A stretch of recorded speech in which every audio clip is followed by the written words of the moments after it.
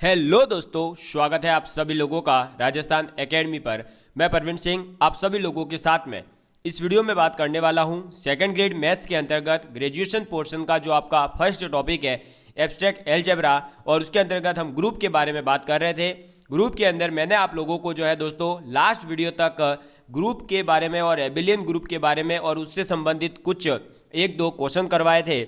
आज हम जो है इस वीडियो की शुरुआत में पहले एक क्वेश्चन करेंगे, उसके बाद में हम जो है आगे की चीज़ें कवर करेंगे और न्यू कॉन्सेप्ट्स को सीखेंगे। ठीक है, चलिए तो आप सबसे पहले क्वेश्चन नोट करिएगा, और क्वेश्चन है आप लोगों के लिए सो दैट आप सोच रहे होंगे कि ऑब्जेक्टिव क्वेश्चन क्यों नहीं करवा रहे। तो देखिए दोस्तों, पहले हमें जो है कॉन्सेप्ट सीखने होंगे, उसके बाद ऑब्जेक्टिव क्वेश्चन को करने का तरीका आपको सिखाया जाएगा। तो पहले हम जो है कुछ प्रूफ टाइप के क्वेश्चन करेंगे ताकि आपको हर प्रॉपर्टी पता हो और आपको ये पता चल जाए कि हमें कौन कौन सी प्रॉपर्टी के माध्यम से आप ये प्रूव कर सकते हो कि वो ग्रुप जो है आपका एबिलियन है, ग्रुप है, फाइनाइट है, इनफाइनाइट है, क्या है। ठीक है, चलिए तो सो दैट द सेट आपको एक सेट दिया जा रहा है जेड बिलोंग्स टू सी, यानी कि आपका जो फंक्शन दिया जा रहा है, देखिए इधर अभी मैं बताता हूं आपको क्या दिया है। ये आपको सेट दे रखा है कि मॉड जेड इक्वल टू 1 है, यानी कि जेड का अगर आप मॉड निकालते हो तो आपको मिलेगा कितनी वैल्यू 1। और जेड जो है यहां पर एक कॉम्प्लेक्स नंबर है क्योंकि जेड बिलोंग करता है सी के अंदर। ठीक है, इज अ मल्टीप्लिकेटिव ग्रुप, क्या है, मल्टीप्लिकेटिव ग्रुप। और मल्टीप्लिकेटिव ग्रुप का मतलब क्या हुआ? मल्टीप्लिकेटिव ग्रुप का मतलब है कि आप लोगों को ये प्रूव करके बताना है कि जो आपका ये सेट दे रखा है ये मल्टीप्लिकेशन के लिए क्लोज्ड हो, एसोसिएटिव हो। ठीक है, तो हम जो है इसको कहेंगे क्या, ये एक मल्टीप्लिकेटिव ग्रुप है। चलिए तो अब हम इसका करेंगे सॉल्यूशन। और अगर हम सबसे पहले देखें तो हम मान लेते हैं लेट जी, यानी कि जो आपको सेट दे रखा है उसका नाम हमने दिया जी, और वो है Z belongs to complex number, और आपका मॉड जेड इक्वल टू 1।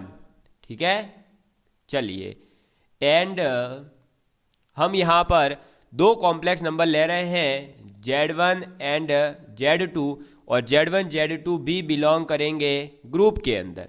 ठीक, चलिए अब आपको पता है कि मॉड ऑफ Z कितना दे रखा है 1, यानी कि मॉड ऑफ Z1 कितना होगा 1, ऐसे ही मॉड ऑफ Z2 कितना होगा 1।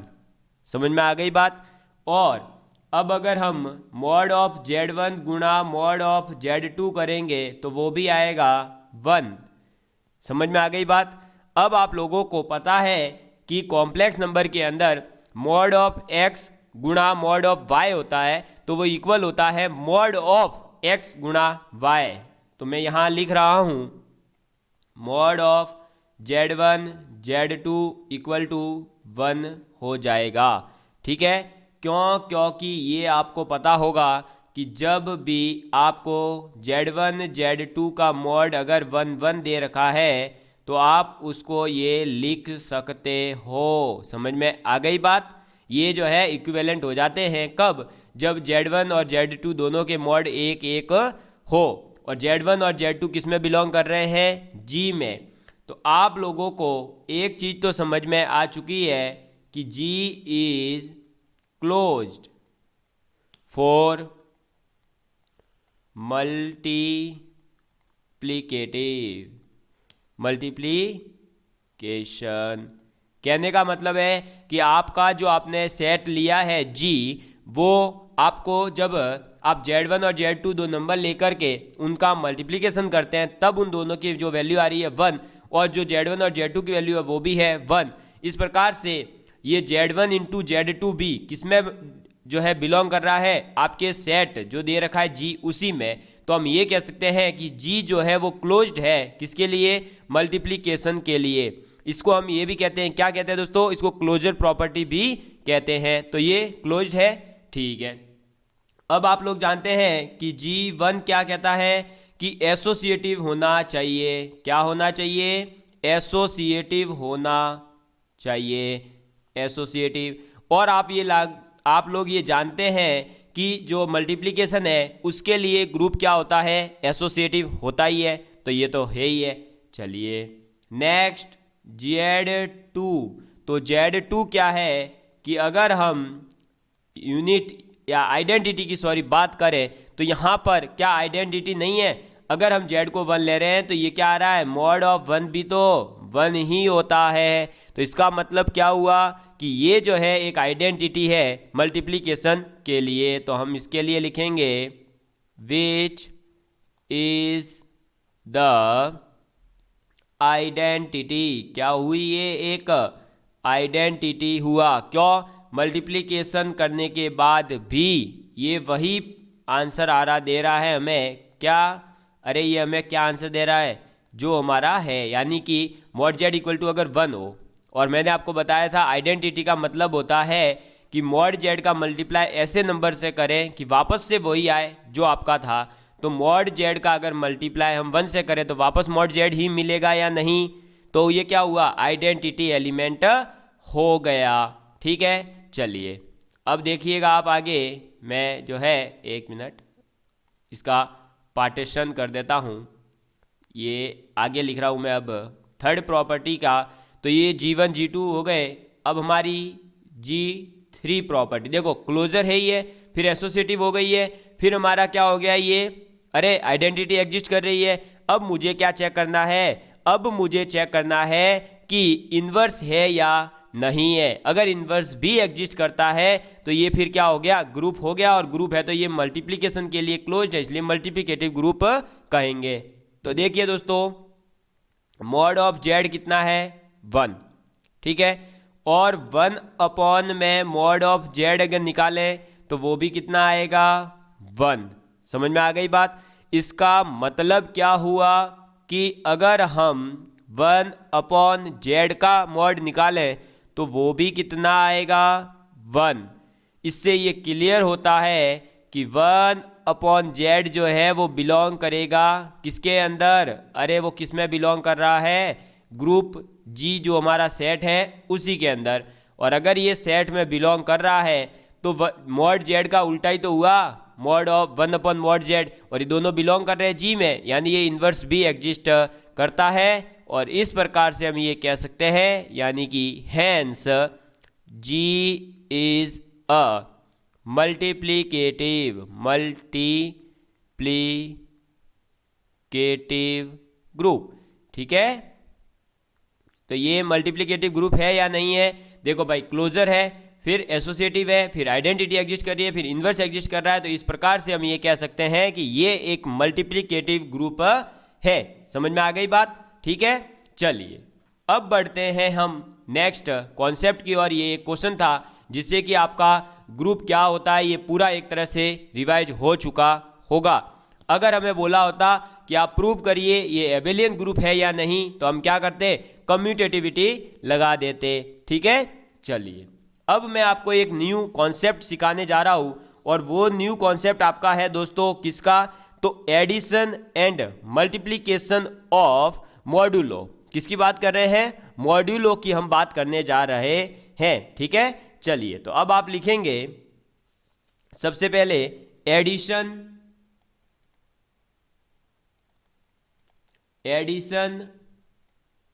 And multiplication. Addition and multiplication of modulo. यानी MODULO, मॉड्यूलो। ठीक है, तो addition and multiplication of modulo क्या होता है इसको हम समझेंगे। और ये भी जो है दोस्तों आपके कई बार एग्जाम्स में डायरेक्ट इससे भी क्वेश्चन देखने को मिलता है, और आपको वैल्यूज फाइंड करने को बोल देता है। जैसे हम पहले बात कर रहे हैं, तो हम पहले बात कर रहे हैं किसकी? एडिशन मॉड्यूलो की। ठीक है, तो आप टॉपिक डालेंगे एडिशन मॉड्यूलो। अब एडिशन मॉड्यूलो को रिप्रेजेंट करने का तरीका है, वो है आपका क्या? तो यहाँ देख लीजिएगा आप आराम से, और वो है क्या दोस्तों, आपका प्लस करके आप नीचे लिखेंगे m। ये होता है किसका साइन, ये होता है एडिशन मॉड्यूलो का। ठीक है, अब ये एडिशन मॉड्यूलो करता क्या है, तो हम मान लेते हैं, देखो माना a और एक दूसरा पूर्णांक b, यानी कि माना a b पूर्णांक है। ठीक है, a और b कोई दो पूर्णांक हमने ले लिए, और अब मॉड्यूलो को हम जो है ऐसे रिप्रेजेंट करते हैं a प्लस एम बी। ठीक है, a प्लस m, ये तो हुआ मॉड्यूलो, और b यानी कि a एडिशन मॉड्यूलो b। तो इसकी जो वैल्यू होती है वो क्या आती है, तो इसकी वैल्यू a प्लस b भी आएगी और इसकी वैल्यू r भी आएगी। अब r क्या है, a प्लस b क्या है, ये भी समझा देता हूं। तो a प्लस b तो कब आएगी, if a plus b is less than m, तब तो आपका a प्लस b इसकी वैल्यू आ जाएगी। ठीक है, और इसकी वैल्यू r आएगी if a plus b is greater than equal to m है। ठीक है, और r जो है ये है क्या, तो r का मतलब होता है a प्लस b करिए, उसमें m का डिवाइड करिए, जो आपका रिमाइंडर आता है ये होता है r। इसको क्या बोलते हैं, रिमाइंडर, यानी कि शेषफल जो आएगा उसको कहते हैं r। समझ में आ गई बात। मैं इसको थोड़ा सा ऊपर शिफ्ट कर देता हूं ताकि मैं मल्टीप्लिकेशन वाला जो है उसको भी यहीं पर लिख दूंगा। समझ में आ गई है बात। ठीक है, चलिए अब हम बात करेंगे किसकी, तो दूसरे मॉड्यूलो की, और इससे क्वेश्चन कैसे आएंगे वो भी मैं बताऊंगा। दूसरा है आपका मल्टीप्लिकेशन, क्या, मल्टीप्लिकेशन मॉड्यूलो। ठीक है, मल्टीप्लिकेशन मॉड्यूलो की बात करेंगे। तो मल्टीप्लिकेशन मॉड्यूलो में भी वही है जैसा आपका एडिशन मॉड्यूलो था, माना a एंड b क्या है, दो पूर्णांक। ठीक है, a और b जो है दो पूर्णांक है। अब a गुणा एम बी, इसका मतलब क्या हुआ, a मल्टीप्लिकेशन मॉड्यूलो b। ठीक, इसकी वैल्यू भी a गुणा b होगी और r होगी। अब a गुणा b कब होगी, a गुणा b तब होगी जब आपका a गुणा b करने पर वैल्यू जो आ रही है वो m से छोटी आ रही हो, और यदि आपके केस क्या बन जाए, a गुणा, एक प्लस नहीं करना है, गुणा b जो है वो आपका greater than equal to m आ रहा हो। समझ में आ गई बात। और r यहाँ पर भी क्या है, तो जैसे हमने a प्लस बी करा वैसे ही ये है a गुणा b में जब आप m का डिवाइड करेंगे तो जो रिमाइंडर आता है वही इसका आंसर है। समझ में आ गई बात। ठीक है, तो मल्टीप्लिकेशन मॉड्यूलो क्या है और आपका एडिशन मॉड्यूलो क्या है, ये दोनों चीज़ें आप लोगों को समझ में आ चुकी होगी, यानी इन दोनों की किसकी कब क्या वैल्यू होगी ये तो आपको पता चल ही चुका होगा। इसमें तो मुझे नहीं लगता है कि कोई डाउट होगा, और भी कोई डाउट है फिर भी तो आप पूछ सकते हैं, इसमें कोई बड़ी बात नहीं है भाई, डाउट आ भी सकता है कभी। ठीक है, वरना अब मैं जो है आप लोगों को इसके एडिशन मॉड्यूलो और आपका जो है मल्टीप्लिकेशन मॉड्यूलो के एक दो क्वेश्चन करवाता हूं तो आपको क्लियर हो जाएगा। ठीक, चलिए पहले हम करते हैं एडिशन मॉड्यूलो का एक क्वेश्चन, और एडिशन मॉड्यूलो का पहला क्वेश्चन है कि 25 प्लस 6 4 इसकी वैल्यू क्या होगी, इसकी वैल्यू क्या होगी। तो देखिए दोस्तों हम करेंगे इसको सॉल्व। ठीक है, अब इसकी वैल्यू क्या हो सकती है, या तो इसकी वैल्यू होगी a प्लस बी या इसकी वैल्यू होगी r। ठीक है, अब इसमें a और b क्या है, तो a तो है आपका 25, बी है आपका 4 और जो एम है वो है आपका 6। ठीक है, ये चीज पता है। अब देखो भाई, कंडीशन क्या थी कि a प्लस बी करने पर अगर m से छोटा आ जाए यानी m बड़ा हो तो a प्लस बी करिए। अरे भाई 29 हुआ। अब 29 बड़ा है या 6? तो 29 बड़ा है, ऑब्वियस सी बात है, यानी कि a प्लस बी बड़ा आ रहा है m से, यानी आंसर होगा r यानी रिमाइंडर आंसर है। तो a प्लस बी करेंगे अब हम, तो a plus B divide by m। समझ में आ गई बात? a प्लस बी कितना है 29, डिवाइड करेंगे 6 से। अब आप इसमें 6 का डिवाइड करोगे तो कितना आएगा? 6 एकम 6, 6 दूनी 12, 6 तिया 18, 6 चौक 24, 6 पंजे 30, यानी कितनी बार जाएगा? 4 बार। 6 चौक 24, कितना बचा? 5। इस 5 में डिवाइड हो सकता है क्या? नहीं। तो ये जो हमारा 5 आप लोगों को दिख रहा है ये क्या है? r है। और इसका मतलब है कि a प्लस 6 मॉडुलो 4, इसका आंसर क्या होगा? अरे इसका आंसर a प्लस बी होगा क्या? नहीं, इसका आंसर होगा r, और जो इसका आंसर आएगा वो आएगा आपके 5। समझ में आ गई बात? यानी 25 प्लस 6 4, इसका मतलब है 5 इसका आंसर आएगा। समझ में आ गई बात? ठीक है, चलिए मैं इसका पार्टीशन करता हूं और आपको एक और इसी टाइप का मॉडुलो से संबंधित क्वेश्चन करवाता हूं, वो भी एडिशन मॉडुलो का ही, ताकि आपका एक और डाउट क्लियर हो जाए। अगर ऐसा हो जाए कि -51 प्लस मॉडुलो 4 यानी कि 4 एडिशन मॉडुलो और ये 5, इसकी वैल्यू क्या आएगी? तो हम सबसे पहले क्या करेंगे? a की वैल्यू लिखेंगे -51, b की वैल्यू लिखेंगे 5 और m की वैल्यू आप लिखेंगे 4। ठीक है, a प्लस बी करिए, माइनस का कितना आएगा? 46 और m कितना है? 4। बड़ा कौन है? m बड़ा है। सही बात है क्या ये? अरे भाई m बड़ा है, ये सही बात है क्या?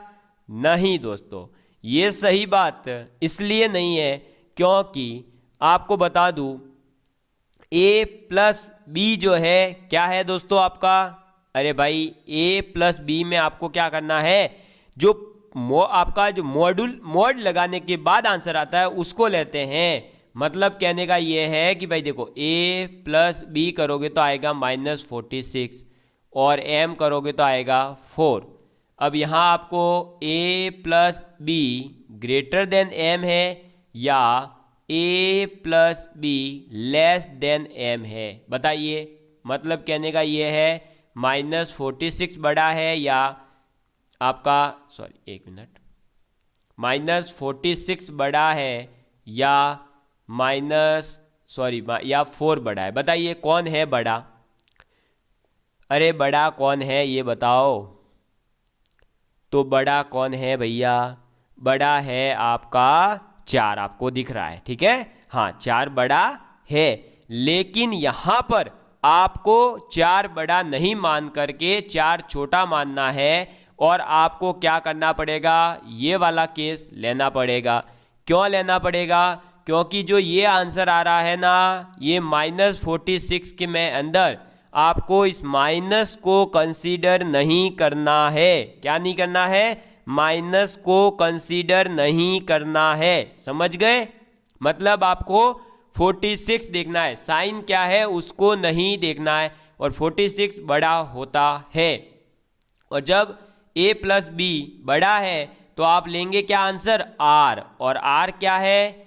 a plus B upon m। a plus B कितना है? -46 अपॉन में m कितना है?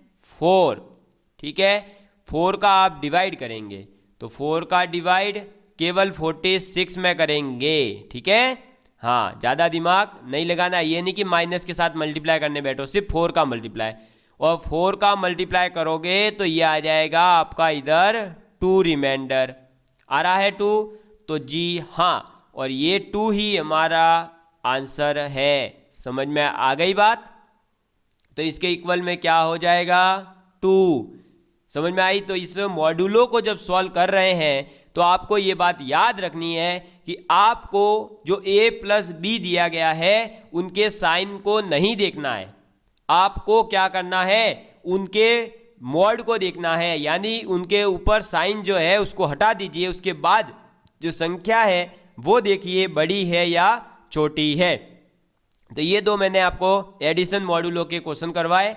अब मैं आपको एक दो क्वेश्चन मल्टीप्लिकेशन मॉड्यूलो के करवा देता हूं।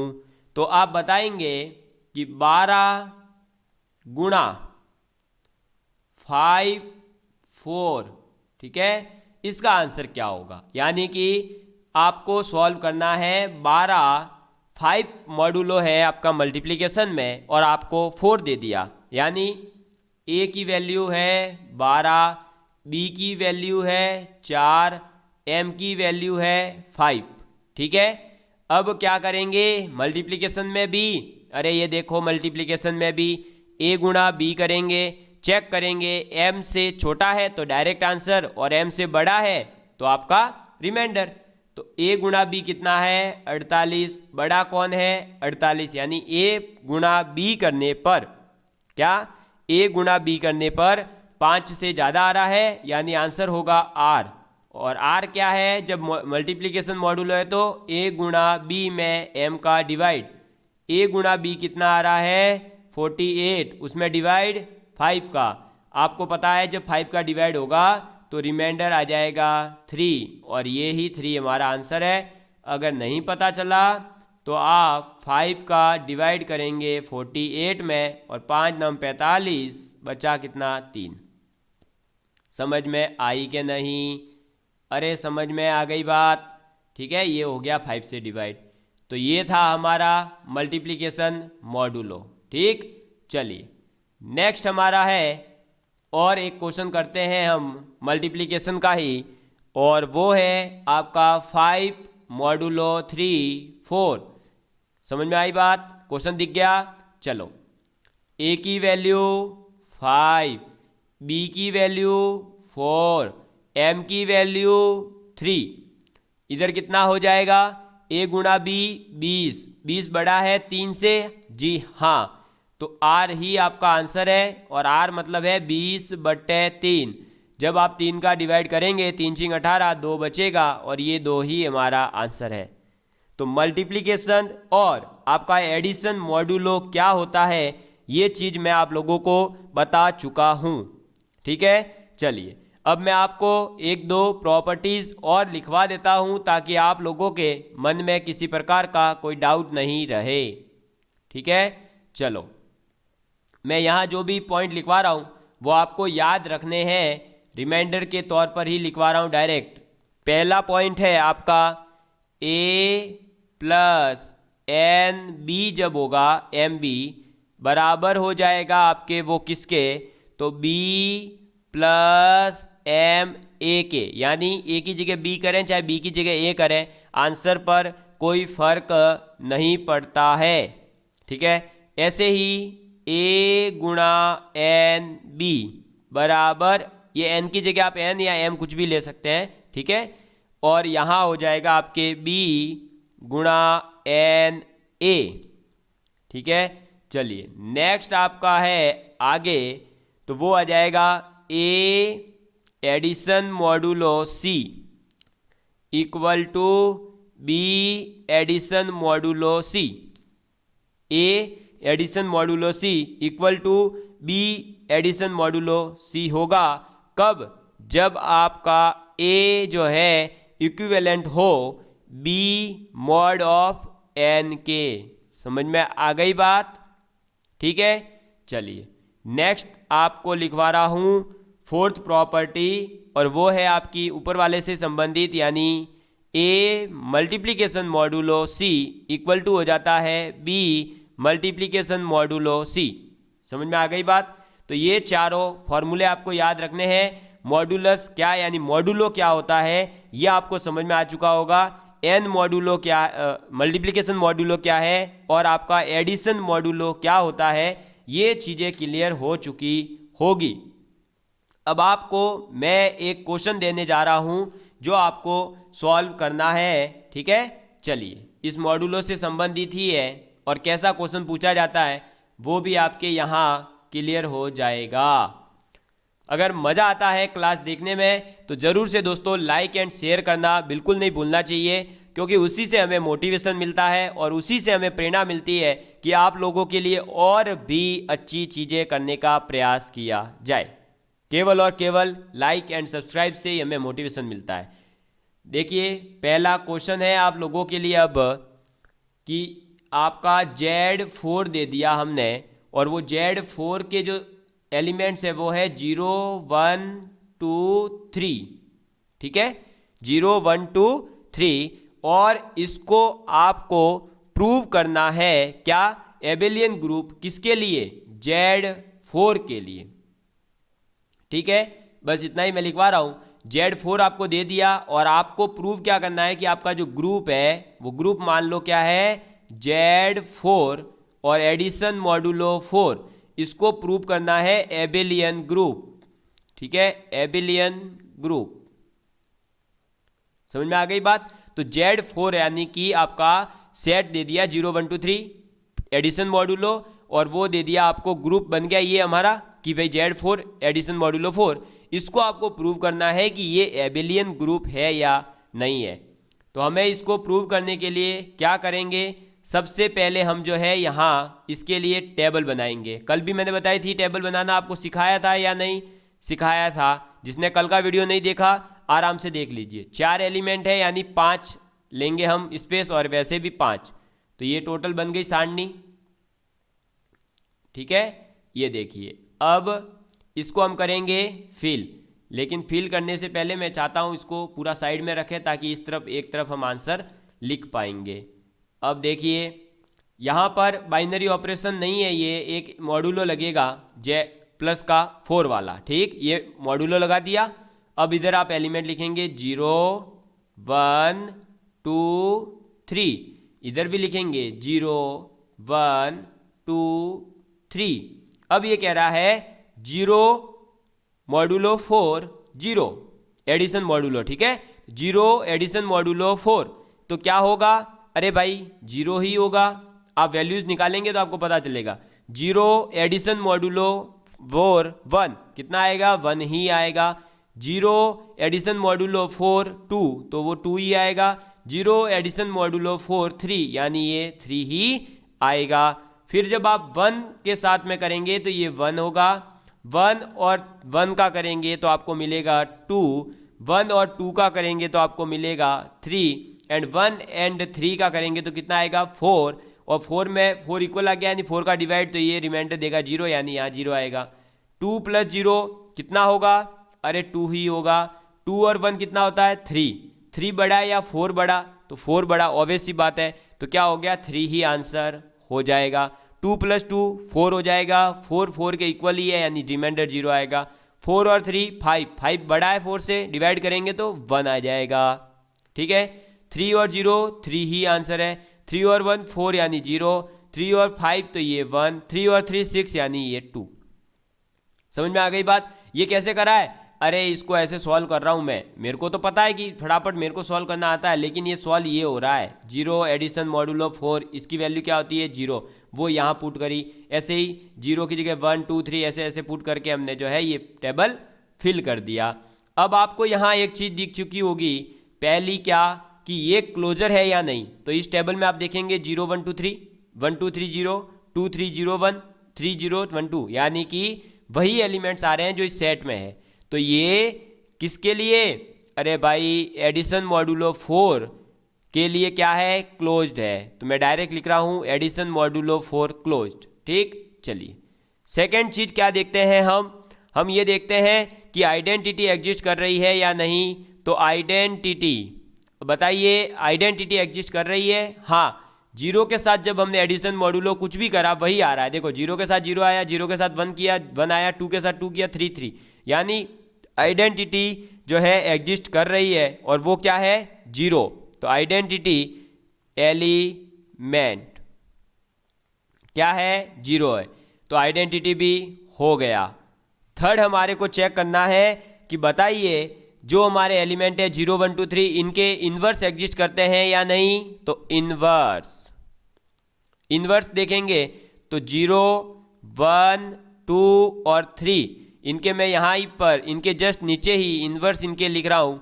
तो 0 का इन्वर्स क्या है, इन्वर्स का मतलब क्या होता है कि 0 बाइनरी ऑपरेशन और ऐसी क्या संख्या करे कि वो 1 दे दे। तो बताओ 0 के साथ में बाइनरी ऑपरेशन जो है हमारा मॉड्यूलो 4 हम लगा रहे हैं तब 1 कब आ रहा है।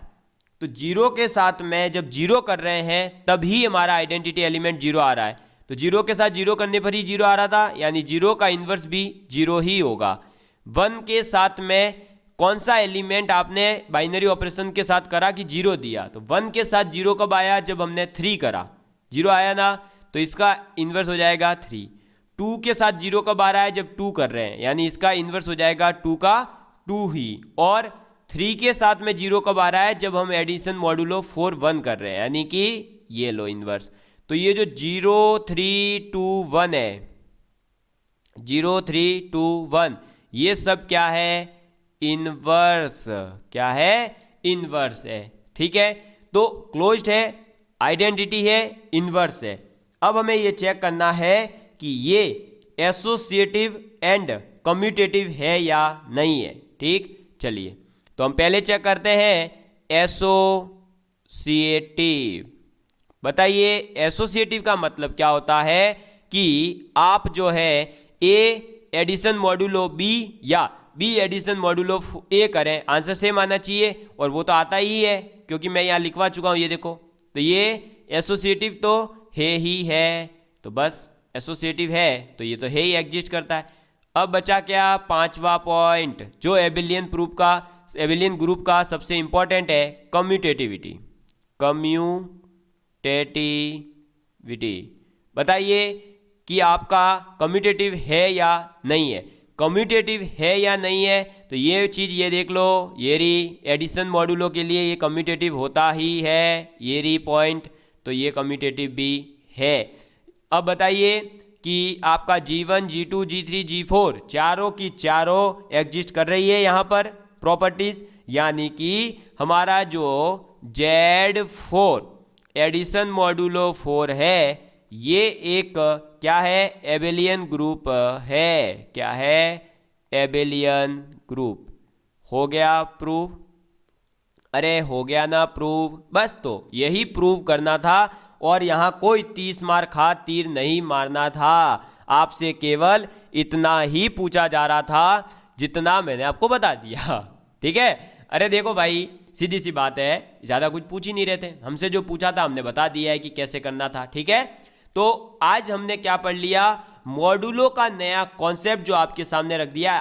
आज तक आपने बाइनरी ऑपरेशन में क्या पढ़ा, प्लस पढ़ा, माइनस पढ़ा, गुणा पढ़ा, भाग पढ़ा, लेकिन कभी मॉड्यूलो के बारे में नहीं सुना होगा। तो आज मैंने आपको मॉड्यूलो भी बता दिया, और मॉड्यूलो से क्वेश्चन कैसे आते हैं वो भी बता दिया। ऐसे क्वेश्चन ही पूछे जाते हैं कि बताइए ये है या नहीं है, तो हम कर सकते हैं ना। अब कोई दिक्कत है क्या, नहीं होगी मेरे हिसाब से आपको। ठीक है, और आपको एक बात बता दूं, इस Z4 का मतलब है इसमें 4 एलिमेंट है, तो 1 2 3 4 एलिमेंट है। ठीक है, तो इसका ऑर्डर भी कितना हो जाएगा, 4 हो जाएगा। ऑर्डर भी पूछ ले तो हम दे सकते हैं answer.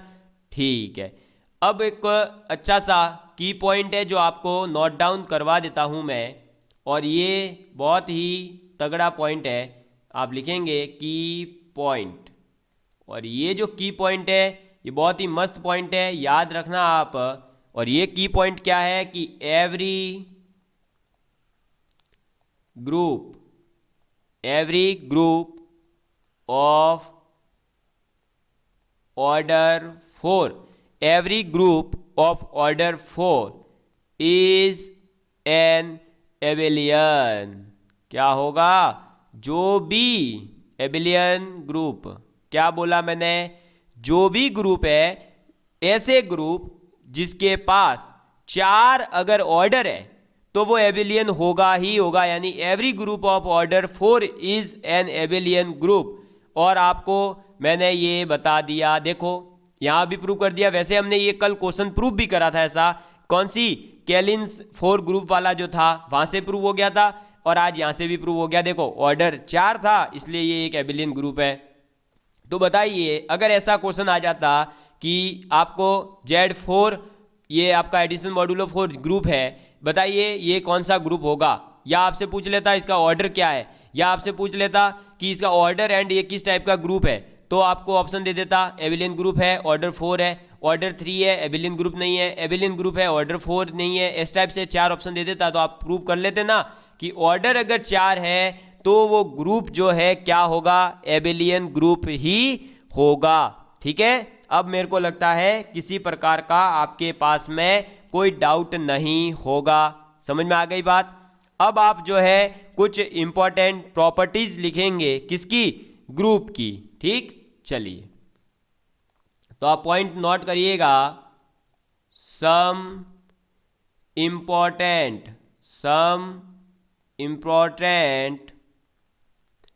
Properties some important properties of groups. ठीक है, तो जो ग्रुप्स होते हैं उनकी कुछ इंपॉर्टेंट प्रॉपर्टीज है, जैसे कि सबसे पहली प्रॉपर्टी आप लोगों के लिए है, और वो प्रॉपर्टी क्या है, the identity element in a group is unique. लिखेंगे आप एक सेकेंड, द आइडेंटिटी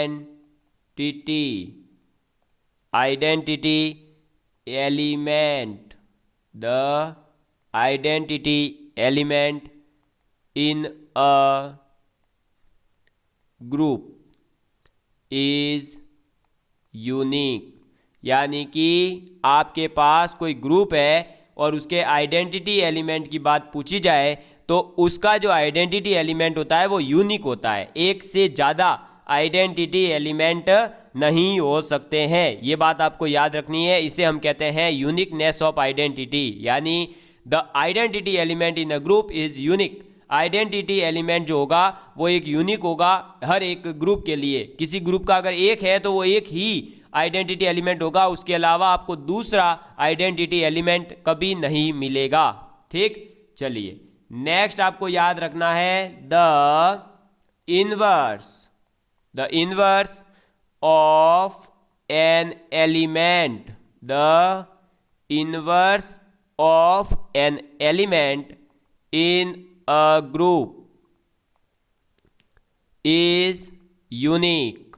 कहने का मतलब है कि आपका किसी भी ग्रुप का आइडेंटिटी एलिमेंट तो यूनिक होता ही है, साथ ही साथ किसी भी ग्रुप का जो इन्वर्स होगा वो भी हमेशा यूनिक होगा। ऐसा नहीं है कि एक ही ग्रुप के 3-4 इन्वर्स आपको मिल जाएंगे। समझ में आ गई बात। ठीक, ये तो पॉइंट्स याद रखने हैं। अब इसमें कोई जो है इनके प्रूफ वगैरह आपको याद नहीं रखने हैं, क्योंकि आपसे नहीं पूछे जाएंगे, प्रूफ आपका ऑब्जेक्टिव पेपर है। If G is a group, then for AB belongs to G। एक आपका G जो है वो ग्रुप है और उसके 2 एलिमेंट है A और B, तो उनके लिए 2 चीज़ें जो है फिक्स होगी, जैसे कि A इन्वर्स का अगर आप वापस इन्वर्स निकालोगे तो वो हमेशा वही एलिमेंट आ जाएगा जिसका आपने इन्वर्स निकाला था, यानी इन्वर्स का इन्वर्स निकालोगे तो वही एलिमेंट आता है। साथ ही साथ दूसरी प्रॉपर्टी है कि 2 एलिमेंट का मल्टीप्लिकेशन करा और उनका आपने अगर इन्वर्स निकाला तो इन्वर्स जो आएगा वो किसके इक्वल होगा, दोनों एलिमेंट के इन्वर्स के मल्टीप्लिकेशन के, यानी B इन्वर्स गुणा A इन्वर्स। इसको मैं थोड़ा सही लिखता हूँ, क्या आएगा, B इन्वर्स गुणा A इन्वर्स। समझ में आ गई बात। ये आपको प्रॉपर्टी याद रखनी है। समझ में आ गई ये बात। ठीक है, तो if G is a group then G के 2 एलिमेंट है A और B। अब A और B अगर इसके 2 एलिमेंट है तो क्या होगा कि कोई एलिमेंट A लिया आपने, उसका इन्वर्स निकाला और उस इन्वर्स का भी वापस इन्वर्स निकालोगे तो वापस वही एलिमेंट आ जाएगा जिसका आपने इन्वर्स निकाला था। और दूसरा अगर आपने कोई दो नंबर लिए, उन दोनों का मल्टीप्लाई कर दिया आपकी इच्छा से, हाँ ठीक है भाई मल्टीप्लाई करो। मल्टीप्लाई करने के बाद आपने उनका इन्वर्स निकाला, तो वो इन्वर्स जो है वो दोनों एलिमेंट के इन्वर्स के मल्टीप्लिकेशन के इक्वल ही होगा। ठीक है, अब ये यहीं के लिए नहीं है वैलिड। इसका अगर मैं जनरलाइज्ड फॉर्मूला लिखवाऊं तो मान लीजिए कि ए बी सी ऐसे करते करते हम n नंबर तक मल्टीप्लाई करते हैं और उनका अगर हम इन्वर्स निकालते हैं तो वो जो इन्वर्स आएगा वो क्या आएगा, अरे वो आ जाएगा n इन्वर्स गुणा ऐसे ऐसे ऐसे ऐसे उल्टा ही चलेगा आपके। ठीक है, c inverse, b inverse, a inverse, समझ में आ गई बात। मतलब गुणा भी जो होगा ना वो इन्वर्स ऑर्डर में हो जाएगा और कुछ नहीं है, सीधी सी बात इतनी सी है। समझ में आ गई बात। ठीक है, चलिए नेक्स्ट आपको फोर्थ प्रॉपर्टी याद रखनी है, कैंसिलेशन लॉ। कैंसिलेशन लॉ कहता है कि if A B and C are elements, if A B C three number जो आपके पास एलिमेंट्स है ये आपके हैं ऑफ अ ग्रुप, एक ग्रुप के तीन एलिमेंट है, सपोज करिए ए बी सी और ग्रुप का नाम दे दिया जी, देन कैंसिलेशन लॉ के अकॉर्डिंग क्या होगा आपका कि ए बी इक्वल टू अगर ए सी है तो हम यहाँ पर ये कह सकते हैं कि b इक्वल टू सी हो जाएगा, क्योंकि ए कॉमन है वो कट जाएगा। ये आपने चीज़ें पढ़ रखी है, इसमें कोई बताने की ज़रूरत नहीं है। और b गुणा a करा और c गुणा a करा तब भी आपका b इक्वल टू सी आएगा। लेकिन इसमें तो क्या था, a जो है वो लेफ्ट साइड में था, तो इसको हम कहेंगे लेफ्ट कैंसिलेशन लॉ। ठीक है, ये चीज़ें जो है एग्जाम में कब आएगी, अगर पूछ ले कि ये कौन से लॉ के अकॉर्डिंग कट हुआ तो कैंसिलेशन लॉ, ऐसे ऑप्शन आते हैं आजकल, मैं बताऊंगा जब क्वेश्चन करवाऊंगा। और यहाँ पर ये था राइट साइड में, इसलिए राइट कैंसिलेशन लॉ कहते हैं। समझ में आ गई बात। तो ये कितनी प्रॉपर्टीज हो गई आपकी, टोटल 4 प्रॉपर्टीज मैंने बता दी। आपको याद रखनी है, पहली आइडेंटिटी एलिमेंट किसी भी ग्रुप का यूनिक होगा, inverse of element is a unique in a group. ठीक है, किसी भी ग्रुप का जो इन्वर्स होगा वो एक एलिमेंट के लिए यूनिक होगा। दूसरा, अगर आपने ए कोई नंबर है उसका इन्वर्स निकाला और वापस उसका इन्वर्स निकाला तो वही नंबर आ जाएगा जिसका आपने इन्वर्स निकाला था। अगर दो नंबर का मल्टीप्लाई करा और इन्वर्स निकाला तो वो जो नंबर आपका इक्वल होगा वो किसके होगा, उन दोनों के इन्वर्स के मल्टीप्लीकेशन के। ठीक है, चलिए। और आपको लास्ट में मैंने फोर्थ पॉइंट लिखवाया क्या, ए बी सी 3 नंबर है तो कैंसिलेशन लॉ कहता है कि आपका ए कट जाता है कॉमन जो होगा वो, लेकिन एक बार लेफ्ट साइड से कट रहा है या राइट साइड से वो अलग अलग नाम हो जाते हैं फिर। ठीक, तो आज हमने जो पढ़ लिया उसको हम एक बार रिवाइज कर लेते हैं। हमने आज क्या पढ़ा है दोस्तों, सबसे पहले हमने एक क्वेश्चन कर लिया जिसमें हमने सीखा कि मल्टीप्लिकेटिव ग्रुप प्रूव करना है तो हमें क्या क्या देखना होगा, क्लोज देखना होगा, एसोसिएटिव देखना होगा, आइडेंटिटी देखनी होगी और इन्वर्स देखना होगा। अगर हमने कम्यूटेटिव और देख लिया G4 तो वो क्या हो जाएगा, एबेलियन ग्रुप हो जाएगा। एडिशन और मल्टीप्लिकेशन जो मॉड्यूलो होता है उसको सीख लिया, उसकी वैल्यू कब क्या होगी ये मैंने बता दिया। और इनसे जो है क्वेश्चन कैसा पूछा जाता है, इनकी वैल्यूज़ भी डायरेक्ट पूछ ली जाती है कई बार तो, और अदरवाइज आप लोगों को जो है इस बड़े क्वेश्चन के रूप में भी पूछा जा सकता है। एक की पॉइंट मैंने आपको लिखवा दिया कि एवरी ग्रुप ऑफ ऑर्डर 4, यानी जो भी ग्रुप है उसका अगर ऑर्डर 4 है तो वो एक एबेलियन ग्रुप होता है। फिर मैंने आपको ग्रुप की प्रॉपर्टीज बताई, जैसे आइडेंटिटी एलिमेंट यूनिक होगा, इन्वर्स जो होता है वो एक आपका यूनिक होगा। ए इन्वर्स का इन्वर्स निकालोगे तो ए आ जाएगा, और ए बी का इन्वर्स निकालोगे तो B inverse A into A inverse आ जाएगा। ठीक, फिर मैंने आपको बताया कि ए बी गुणा इक्वल टू ए सी है तो उसका जो ए कट जाता है, यानी राइट लेफ्ट साइड से कटा और राइट साइड से कैंसिलेशन लॉ कहते हैं। ठीक है, चलिए दोस्तों ये था हमारा ग्रुप के अंदर, और आगे का लेक्चर इसी प्रकार से आप लोगों के लिए और भी लेक्चर्स लाए जाएंगे। लगातार जो है मैं आप लोगों के लिए लगा हुआ हूं, आप लोगों का सिलेबस कंप्लीट करवाने की पूरी कोशिश मैं कर रहा हूं। मॉडल पेपर आप लोगों के लिए तैयार कर रहा हूं। बस आपसे रिक्वेस्ट है कि प्लीज़ आप लोग भी जो है पूरा सपोर्ट करें, वीडियो को ज़्यादा से ज़्यादा लोगों तक भेजें, जितना हो सके आप अपना जो है दम लगाइए और पढ़ाई भी पूरी अपनी दम से करिए, पढ़ाई भी करिए और साथ ही साथ हमारा सपोर्ट भी ज़रूर करिए, क्योंकि दोस्तों दोनों ही चीज़ें ज़रूरी है। आपकी पढ़ाई ज़रूरी है और हमारा सपोर्ट भी ज़रूरी है, क्योंकि आपकी पढ़ाई कंटिन्यूअसली हमारे द्वारा तभी करवाई जा सकती है जब आप लोग हमें सपोर्ट करते रहें। और आप लोगों से रिक्वेस्ट की जाती है, किसी प्रकार की कोई समस्या है, वीडियो लेक्चर में कभी कभार कुछ गलती से आपको लगता हो कि ये सर ने गलत मेथड यूज किया या हमें ये गलत पढ़ा दिया, तो आपको डरने की ज़रूरत नहीं है। मैं आपको बता दूं कि आपको नीचे जो नंबर व्हाट्सएप का चल रहा है उस पर आप कांटेक्ट करिए, आपको वहां निश्चित रूप से ही विद इन 24 आवर्स आपकी जो भी प्रॉब्लम होगी उसको सॉल्व कर दिया जाएगा। हमने अगर गलती से गलत पढ़ा दिया हो, कोई बाय चांस मिस्टेक बोल दी हो, तो उसको हम सुधार करके आपके लिए एक वीडियो बना देते हैं, करेक्शन वीडियो। उसमें बता देते हैं कि वहाँ इस वीडियो में इस टाइमिंग पर वो गलत था, ठीक है।